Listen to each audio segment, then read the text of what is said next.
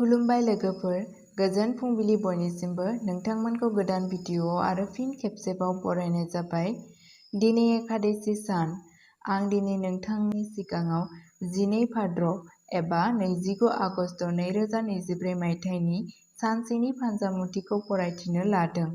आसा खालामो नोंथांमोना भिडिअखौ नायना मोजां मोनगोन। गिबियावनो दङ मेष राशि।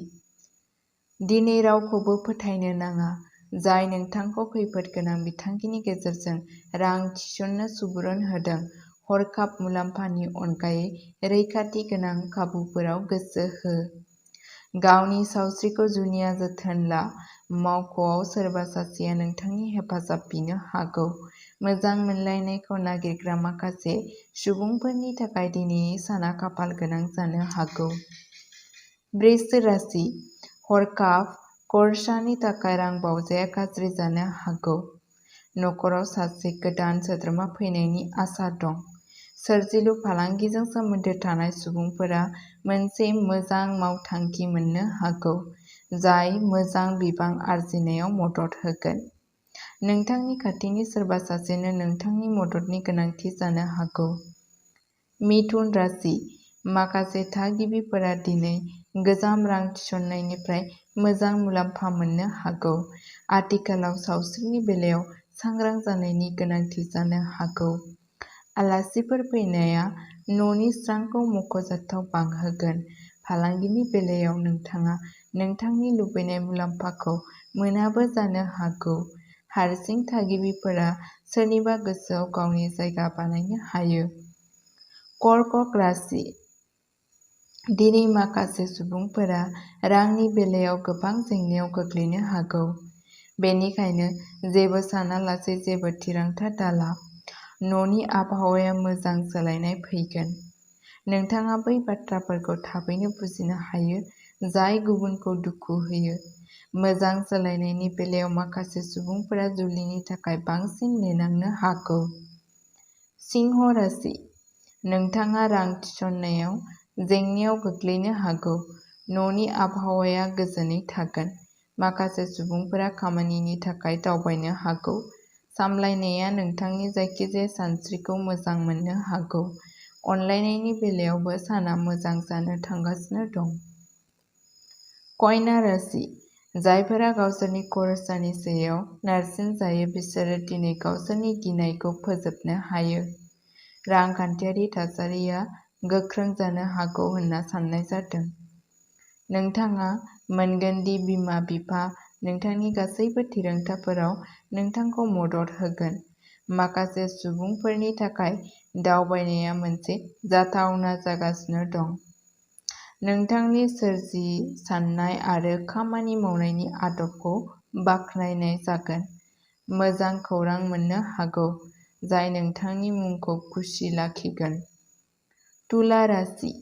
गावखौ गोहो गोनां लाखिनो थाखाय नोंथाङा सावस्रिनां आदार आरो ब्यामनि हेफाजाब लानो हागोन। गावनि खामानिखौ बांहोनो जेबो खाबुखौ दाखोमा। नोंथांनि जाफुंसारनायनि थाखाय मावख'आव सोरबा सासेया नोंथांखौ मेगन सानो हागौ। गावसोरनि जिउ लोगोरिजों खाथिखौ बांहोनो थाखाय बिसोरखौ नखरनि खामानिफोराव मदद खालाम। वृश्चिक राशि। रां दोनथुमब्ला नोंनि रांखान्थियारि थासारिया सिगांनिख्रुइ साबसिन जागोन। नखरजों एसे सम हगारनाया नोंथांनि सोमोन्दोखौ गोख्रों खालामनो हागौ। नोंसोरनि माखासेया दिनै मोनसे गोलाव दावबायनायखौ रंजानो हागौ। गावनि समखौ सोरजिलु लामाजों बांहोनो नाजा। दिनै सासे लोगोखौ लोगो मोननाया जाथावना। गोनांथार एबा गिदिर थिरांथाफोर लानायनि सिगां नोंथांनि बोसोनगिरि एबा रोंग'सारनि सुबुरुन ला। धनु राशि। दिनै नोंथांखौ सांग्रांथिजों खर्सा खालामनो बोसोन होनाय जायो। दिनै नोंथाङा नोंथांनि गासैबो गोनांथार खामानिफोरखौ थि समावनो फोजोबनो हागोन। गावनि बिमा-बिफाखौ जोथोन लाबाय था। मोजां साननायखौ लाखिनाया गोब्राबथिफोरखौ बारग'नायाव गोरलै खालामो। गावनि जिउ लोगोरिखौ एसे सम हगारनो सानथांखि बानायनो मोजां सान। मकर राशि। जायफोरा देहायारि महरै सावस्रि गोनां नङा बिसोर गावसोरनि आदारनि सायाव जुनिया गोसो होनांगौ। जायफोरा रां आरजिनो नाजादों बिसोरनि थाखाय दिनैनि साना बिसोरनि थाखाय मोनसे मोजां सान जानो थांगासिनो दङ। जायफोरा सानफ्रोमबोनि जिउनिफ्राय जिरायनो लुबैयो बिसोरनि थाखाय मोनसे गोसो गुदुं दावबायनायाव थांनो थाखाय बेयो मोनसे मोजां सान। माखासे थागिबिफोरनि जिउआ रमान्सजों बुंफबनाय जागोन। कुम्भ राशि दिनैनि साना नोंथांनि सावस्रिनि थाखाय मोनसे सावस्रिनां बिथांखि बानायनो थाखाय मोनसे मोजां सान। नोंथाङा रांजों सोमोन्दो थानाय मोनफ्रोमबो आयदाखौ खाथिनिफ्राय नोजोर होनांगौनि गोनांथि जानो हागौ। दिनै नोंथाङा गावनि बिमा एबा बिसिखौ नखरनि खामानिफोराव मदद होनो हायो। माखासे सुबुंफोरा गावसोरनि लोगोफोरनि लोगोखौ रंजानो हागौ। गावनि जिउ लोगोरिखौ मोनाबिलि सम बारहोनो सानथांखि लानाया मोजां सान। मीन राशि जिउ राहानि बेलायाव माखासे सुबुंफोरा गावसोरनि गोरोन्थिखौ हमदांनो हागौ आरो बिसोरो साबसिन खालामनो हाजासे नाजागोन। माखासे नाङै आलासिफोरा न'आव फैनो हागौ। दिनै सम आरो रां ओरैनो गारनायनिफ्राय गोजानाव था।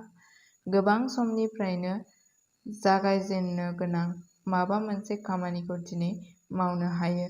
नोंथाङा रांखान्थियारि महरै दिदोम जागोन। एसेनोसै, गोजोन्थों।